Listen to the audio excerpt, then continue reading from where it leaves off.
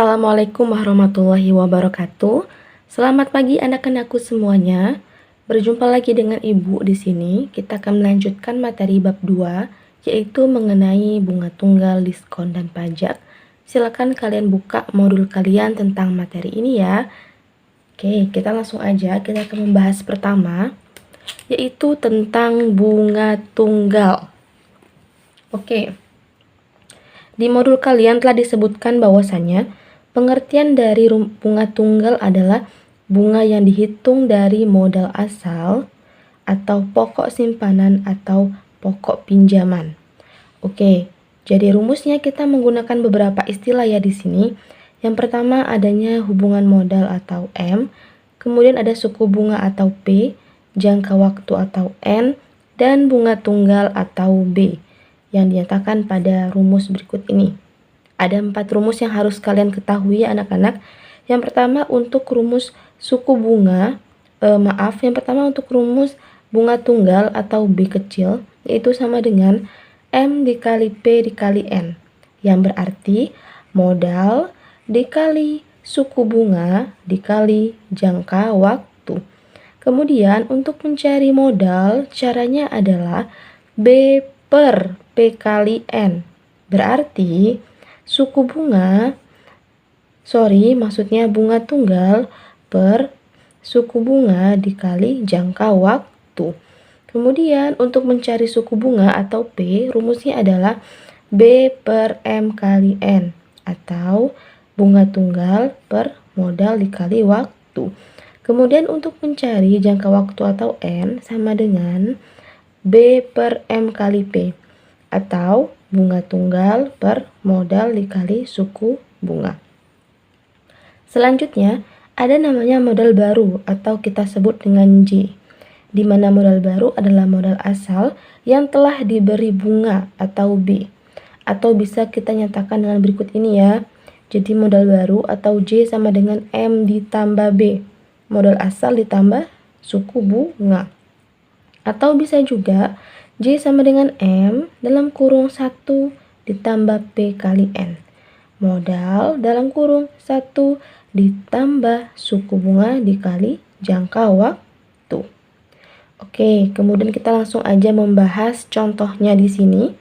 Contohnya adalah Lisa menyimpan uang sebesar 400.000 di sebuah bank. Jika bank tersebut memberikan bunga tunggal 18% per tahun, maka berapakah uang Lisa setelah 8 bulan? Oke, ini berarti apa? Ini M ya, modalnya. Ini adalah suku bunga, berarti P. 8 bulan, berarti jangka waktu, berarti N.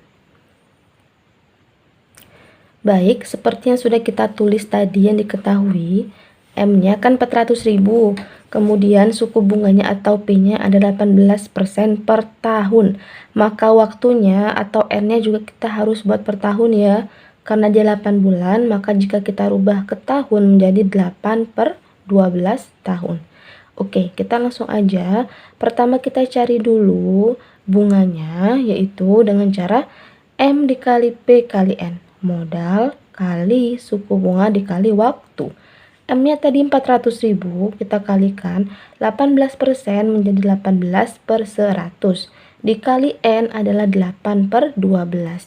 Maka setelah kita hitung nanti jawabannya akan menjadi 48.000.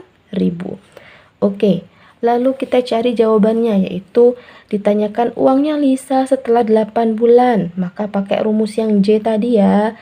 J tadi sama dengan M ditambah B, modal ditambah bunga. Modal Lisa adalah 400.000, bunganya 48.000. Jika dijumlahkan menjadi 448.000. Jadi uangnya Lisa setelah 8 bulan adalah 448.000. Oke, ini gampang ya anak-anak, Ibu yakin kalian paham kok contoh ini. Kemudian kita lanjut, yang kedua kita membahas tentang diskon. Oke, kita bahas dulu pengertiannya. Jadi diskon adalah potongan harga pada saat transaksi jual beli. Tujuannya diskon biasanya untuk promosi dan menarik minat pembeli. Oke, kita langsung aja ya. Contohnya, Pak Danis membeli baju seharga 90.000 di sebuah toko baju. Nah, baju tersebut memberikan diskon 25% untuk setiap pembelian. Jadi, berapakah uang yang harus dibayarkan Pak Danis?